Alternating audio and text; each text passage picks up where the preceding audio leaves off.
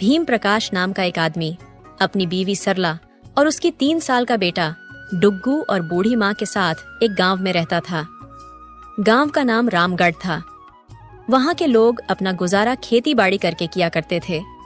भीम प्रकाश की इस गांव में एक छोटी सी जमीन थी जिस पर वह सब्जियों की खेती किया करता था और फिर उन सब्जियों को बाजार में बेच दिया करता था। इस बार भीम ने आलू की फसल लगाई थी।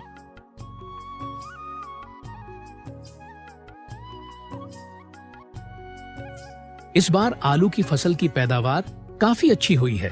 इस बार तो काफी अच्छा मुनाफा होगा। हाँ जी, इस बार तो आमदनी बहुत ही अच्छी होगी। बस हमें जल्दी से फसल की कटाई का काम भी कुछ दिन में शुरू कर देना चाहिए। इस बार जब पैसे आएंगे तो सबसे पहले हम अपनी छत की मरम्मत करवाएंगे। बारिश में बहुत परेशानी होती है। हमारे छत से पानी टपकता है और घर में सब सामान गीले हो जाते हैं। हाँ सरला, तुम ठीक कहती हो। इस बार सबसे पहले हम अपनी छत की मरम्मत करवाएंगे। और हाँ, हमारा डुग्गू काफी दिनों से मुझसे बैडमिंटन की मांग कर रहा था। इस बार उसके लिए बैडमिंटन जरूर लेकर आऊंगा। हाँ भीम प्रकाश भाई, इस बार तो तुम्हारी सब्जियों की फसल काफी अच्छी आई है। लगता है इस बार तुमने बहुत मेहनत की है। शहर में मेरा एक जानकार है जो तुम्हारी इस फसल के लिए काफी अच्छी कीमत देगा। अगर तुम हाँ कहो तो मैं तुम्हारी उससे बात करवा सकता हूँ। हाँ लखन भैया, क्यों नहीं, आप मुझे उनका नंबर दे दीजिए। ठीक है, शाम को आता हूँ तुम्हारे घर। वह लोग हंसी खुशी से बातें कर ही रहे थे कि तभी अचानक तेज हवा चलने लगी। फिर जोर से बारिश होने लगी। सभी किसान अपनी फसल खेत में ही छोड़कर वहां से निकल जाते हैं। वह सोचते हैं कि थोड़ी ही देर में बारिश चली जाएगी तो दोबारा अपने काम में लग जाएंगे। ये बारिश तो बढ़ती ही जा रही है। अगर ऐसा ही चलता रहा तो हमारी सारी फसल नष्ट हो जाएगी। हे भगवान, बस यह बारिश जल्द ही खत्म हो जाए। तेज हवा चलने के बाद बरसे बादल किसानों पर आफत बनकर टूटे। गांव के सभी लोगों ने अपनी फसलें खेत में ही छोड़ रखी थीं। उन्हें बस सुबह होने का इंतजार था।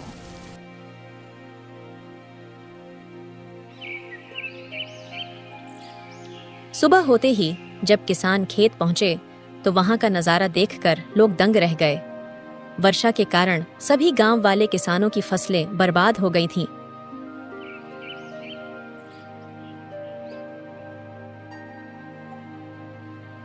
हे भगवान, यह क्या हुआ? मेरी सारी फसल नष्ट हो गई। ये तो अनर्थ ही हो गया। इस बार तो सबसे ज्यादा उम्मीद थी। अब क्या होगा?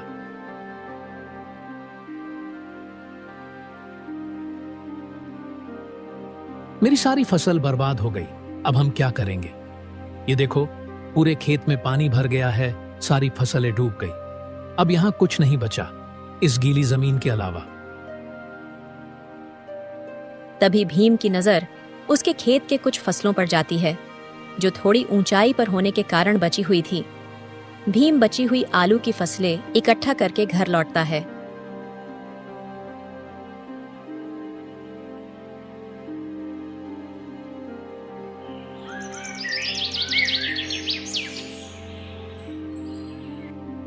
बची हुई फसल इकट्ठे करने के बाद बस एक टोकरी आलू ही निकल पाए।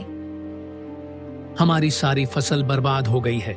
इतनी मेहनत से उगाई थी, पर इस बारिश ने सब खत्म कर दिया। बस कुछ ही आलू बचे हैं। उनसे तो एक हफ्ते का गुजारा भी मुश्किल है। अब हम क्या करेंगे?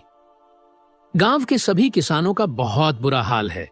इस बारिश ने किसानों को अंदर तक तोड़कर रख दिया है, और खासकर हम जैसे गरीब किसानों को, जिसके पास कमाई का बस एक यही जरिया है। जी, आप ज्यादा परेशान मत होइए, आप धैर्य रखिए। अगर आप ही धैर्य खो देंगे तो हमारा क्या होगा? हम कोई ना कोई हल निकाल ही लेंगे। तभी सरला को एक विचार आता है। हमारे पास जो आलू बचे हैं उनसे हम कुछ बना सकते हैं। क्यों ना हम इन्हीं आलू से समोसे बनाकर बाजार में बेचें? मुझे लगता है गांव वालों को बहुत पसंद आएंगे। थोड़ी बहुत तो आमदनी हो ही जाएगी।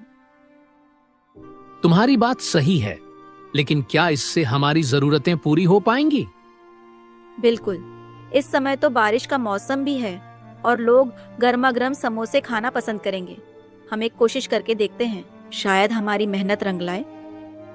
ठीक है, हम कल से ही समोसे बनाकर बेचने का काम शुरू करते हैं। तुम्हारे समोसे तो सच में बहुत स्वादिष्ट होते हैं। मुझे पूरा विश्वास है कि लोग इन्हें पसंद करेंगे। भीम ने अपनी पत्नी की बात मान ली। अगले दिन से ही दोनों बहुत मेहनत करते हैं और वह घर से ही समोसे बनाने का सारा सामान तैयार कर लेते हैं। भीम सामान को रेडी पर रखकर बाजार में पहुंच जाता है और समोसे बेचने लगता है। भीम के समोसे इतने खुशबूदार थे कि मात्र खुशबू से ही लोग उसके समोसे के पास खींचे चले आते हैं और समोसे खाने का लुत्फ उठाते हैं। तभी गांव का एक आदमी भीम के पास आता है। क्या बात है भैया, तुम समोसे बेचने लगे? अब खेती बाड़ी छोड़ दी है क्या? नहीं भैया, इस साल की बारिश में मेरी पूरी फसल बर्बाद हो गई। अब मेरे पास बस एक यही साधन है, बस किसी तरह इन समोसे को बेचकर घर का कुछ खर्चा निकल जाए। ऐसे ही कुछ दिन बीत जाते हैं। भीम प्रकाश के समोसे लोगों को काफी पसंद आते। भीम को व्यापार में जो घाटा हुआ था, समोसों को बेचकर उसने अपने थोड़े बहुत नुकसान की भरपाई तो कर ही ली थी। भीम प्रकाश का समोसे का काम ठीक ठाक चल रहा था।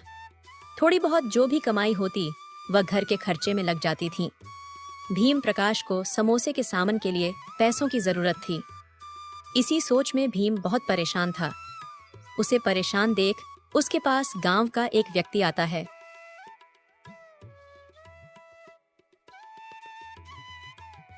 क्या बात है भीम प्रकाश, बहुत परेशान दिख रहे हो।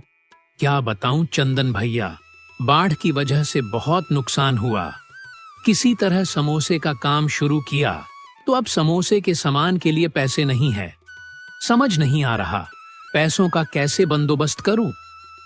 अरे भैया, मेरी सलाह मानो तो जो सेठ हरीलाल है ना, उससे पैसे उधार ले लो और जब तुम्हारा काम अच्छा चल जाए तो वापस कर देना। भीम प्रकाश चंदन की बातचीत से सहमत हो गया और वह सेठ हरीलाल के पास पहुंच जाता है।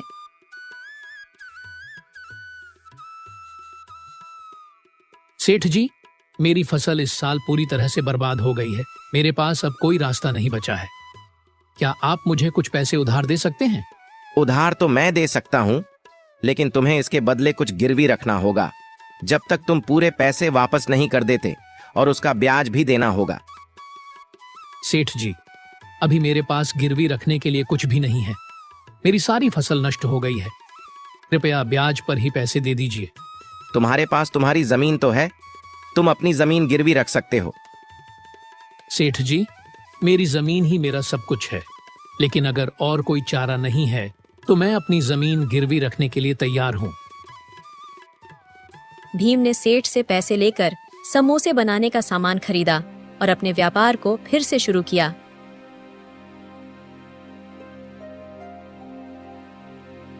सरला, मैंने सेठ हरिलाल से पैसे उधार लिए हैं, लेकिन इसके लिए मुझे अपनी जमीन गिरवी रखनी पड़ी।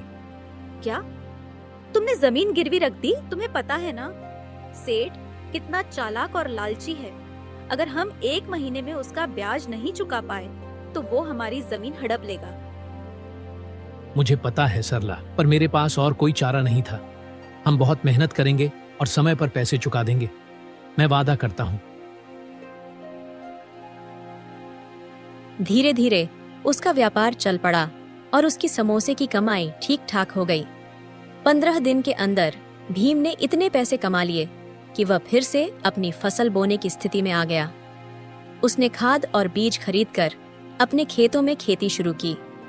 भीम की मेहनत रंग लाई और कुछ महीनों में उसकी फसल बहुत अच्छी तरह से तैयार हो गई।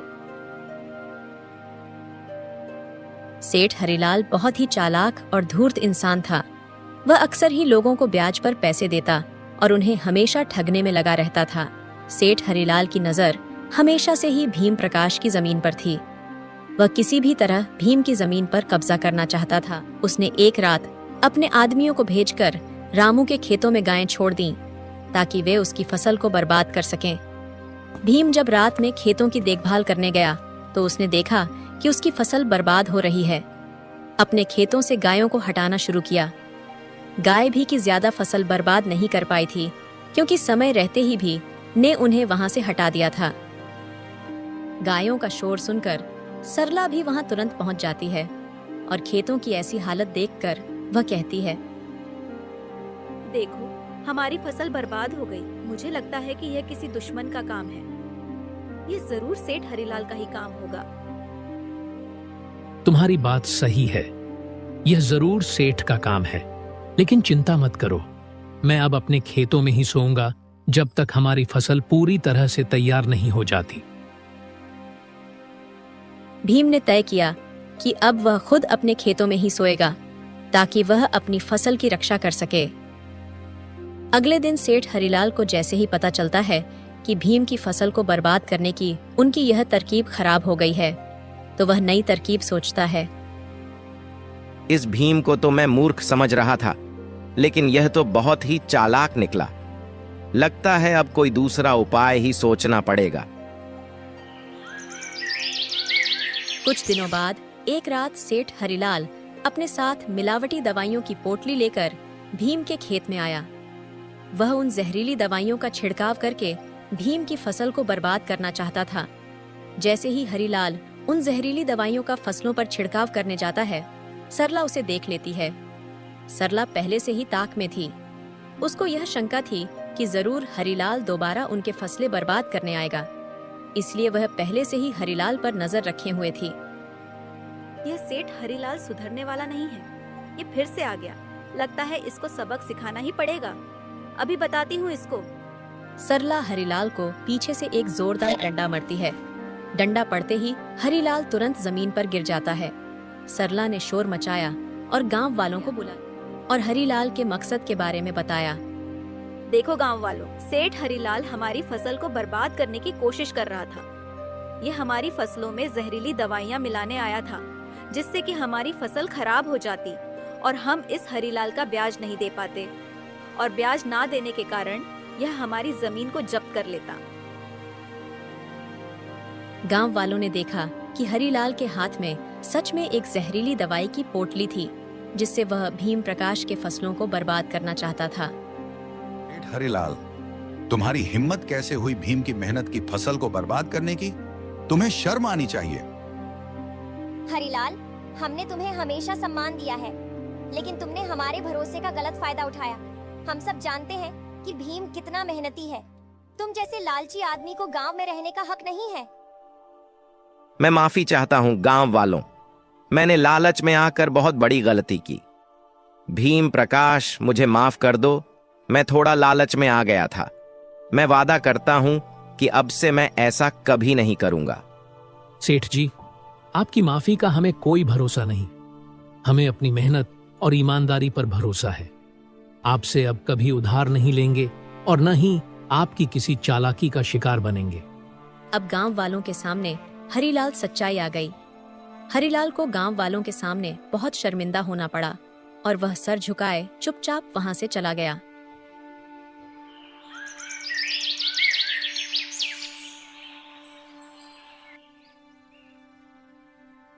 भीम ने अपनी फसलों को बेचकर सेठ हरिलाल का सारा पैसा ब्याज सहित लौटा दिया। इस तरह भीम की मेहनत और सच्चाई ने उसे उसकी जमीन वापस दिलाई।